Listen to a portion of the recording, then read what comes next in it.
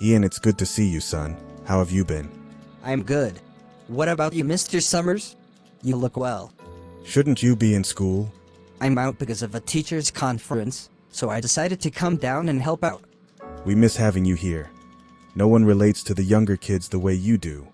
Being a teenager helps a lot. And that's why we need you here. They feel more comfortable talking to you about certain issues than old folks like me. I wish it wasn't like that, but I understand. That's a good way to look at it and not take it personal. The important thing is, they trust us enough to come in for help. Agreed. Ian, have you heard from your father? Not since this morning. Why? He's not in his office. He's not answering his phone or my texts. I'm sure he's out running errands. You know Dad. Yes, I know your dad. That's why I'm worried. Worried? What's there to be worried about? We have an appointment this afternoon with Dr. Clay. I want to remind him about it. No worries, Mom. If Dad said he will be there, he will be there. He better be. Fiona, thanks for hanging out with me today. It's not like we haven't hung out in the past. I know. That's why it was so strange I haven't heard from you in the past weeks. Not even a text. I apologize, Gabby. I simply needed some space. There's a lot on my mind right now. Do you want to talk about it? You know you can tell me anything. Not right now. When you're ready to talk, I'm here. If not me, then someone else. What about Ian? I haven't spoken to him either. Why not? You guys are thick as thieves. I believe it would be better for us not to spend too much time together. What? Why? No reason. I'm not buying it, Fiona. Spill it. Honestly, there's nothing to tell. Okay, I will leave it alone for now. Riley, let's discuss this at a later time. That's what you always say. I'm at work, and this is not the place to discuss it. If you give back my allowance, we won't have to discuss it at all. That's not going to happen, Riley. Is this your idea, or is Sarah the one making the decision? Your stepmother and I talked about it, and we both think it's important for you to learn some responsibility. Getting a part-time job is a good first step. What about school? Before you met Sarah, you were encouraging me to focus on my studies and not work. Remember that? I believe this is a better option for you. You can manage both. Plenty of kids successfully handle both. This is just not fair. I've been doing everything you asked, and now this? What's unfair? Learning responsibility? It's crucial for you to understand the value of money. Trust me, you'll appreciate it in the future. No way. This is crazy. You got married and didn't even tell me. Now there's a baby on the way, and you're saying I need a job. It feels like I'm left out of everything. Riley, you're 16, and it's my responsibility to do what is best for you. What's best for me or best for you? Riley? Never mind, Dad. There's nothing more to talk about. I'm out of here. Don't leave like this. Let's discuss it. Bye, Dad. Great, just great. Get a job. What job? I'm 16. Where am I supposed to get a job? Everything was fine until she moved in and took my dad. I should just go and live with Mom. That will show him. They're having their own baby. I'm being replaced. He won't care if I leave. Thanks again for hanging out. No problem. I had a great time, as always. Let's not let weeks go by again without speaking. I will hold you to that.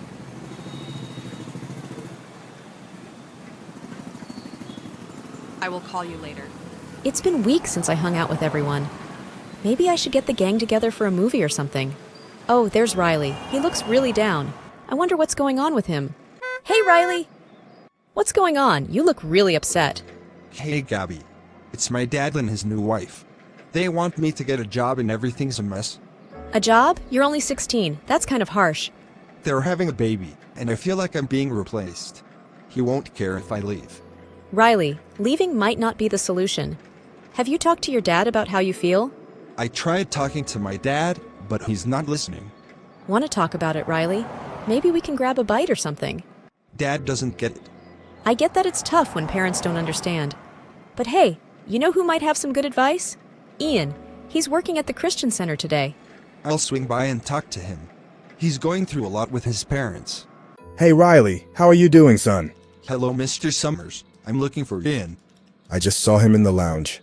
Thank you. How are your parents doing? They are doing good. Good. I will see your dad later. I need to stop by the pharmacy after I leave here. You can head on down, you know where the lounge is, last room on the left. Ian, There you are. Riley? I need to talk to you if you have a minute. Of course. Come on and have a seat. What's going on? I had a blow up with my dad. What about? He and his new wife decided that I no longer should get an allowance, and now they want me to get a job. Oh? I tried talking to him about it, but he's so caught up in his own world. It's like I don't matter. I don't believe that. I should just leave. Go live with my mom. Are you sure? I'm so upset right now. Don't stress over it. Just because your dad asked you to get a job doesn't mean you should leave. I know you're upset. Both of you should just chill for a bit and talk this through later when you had time to cool off. I'm so confused. Pray about it. When I was a little boy, my mom taught me a prayer to say before bed, but she never really explained why I should pray.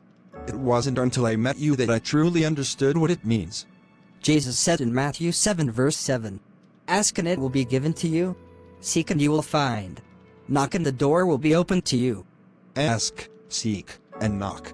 Think of it as having a conversation with God. Share your concerns, your hopes, and your struggles. Sometimes the answer may not be immediate, but it comes when you least expect it.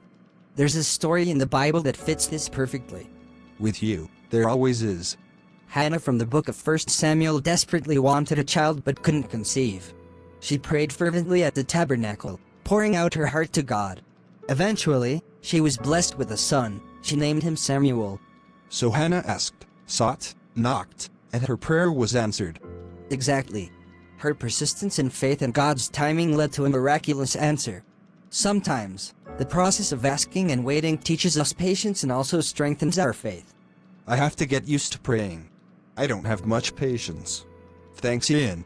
I will read the scripture in Matthew about Hannah. Good. Let me ask you a question. Why don't you want a part-time job? I wish I could work too. You work here. I'm not paid. You work for free? You can't put a price on God's work. I was listening when you were talking to Riley earlier. You handled it well. He's going through a hard time right now. I just want him to know that I'm here for him whenever he needs me. That is what I was talking about earlier. You're a good friend. It's good that you are here, but what about you? What about me? Who do you talk to when you need to talk? God. Right answer. You are always here. God would want a young man like you to go out, hang out with your friends? When was the last time you went out and had fun? Exactly. I need to finish these reports. It's crucial to secure funding for the upcoming fiscal year to ensure the center remains open. It's due by 5 p.m., and there's so much work in so little time. Come in. Hello, Ian. Dad, what are you doing? What do you mean, what am I doing? I'm working. These reports are due by 5 p.m. so that we can secure funding to keep this place running. You're supposed to meet Mom at Dr. Clay's office in 10 minutes. I forgot, but I can't make it. Today is the deadline for these reports. If I don't submit them by 5 o'clock, there will be no funding for next year. I understand about the report, but the meeting with Dr. Clay is important too. If you don't keep the appointment, Mom is going to be mad. We have to reschedule.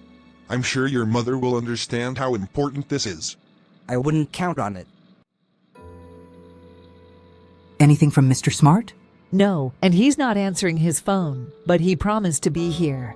It's already after 5. My next appointment is already here. What would you like to do? Why don't you take your next appointment? If he doesn't show up, he will have to answer to me. Looks like someone is in trouble. You got that right.